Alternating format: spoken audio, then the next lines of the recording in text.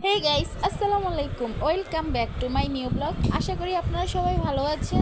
তো গাইস, আজকে আমি মাছের ডিম লাল লাল ঝাল ঝাল করে ভুনা করব, সেটা আপনাদের সাথে শেয়ার করব। তো এখানে আমি মাছের ডিমে নুন হলুদ দিয়ে মেখে নিব। প্রথমে আমি কড়াইতে পরিমাণ মতো তেল দিয়ে মাছের ডিমগুলোকে ভালো করে ভেজে নেব।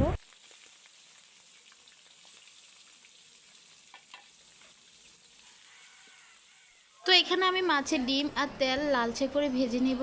ভাজা শেষ হয়ে গেছে, এবার নামিয়ে ফেলবো। তো এখানে আমি পরিমাণ মতো তেল দিয়ে 1 কাপ পরিমাণ মতো পেঁয়াজ দিব, কাঁচামরিচ দিব পরিমাণ মতো, দিয়ে ভালো করে কষিয়ে নিব।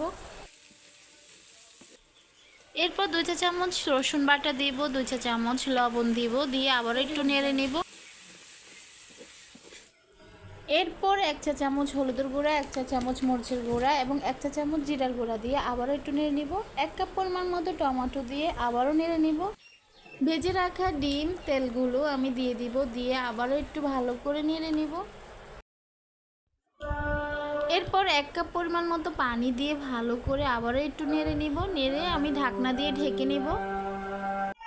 এরপর ঢাকনা সরিয়ে আমি 3-4টা তেজপাতা দিয়ে ভালো করে নেড়ে ছেড়ে নেব, যাতে নিচে না লেগে যায়।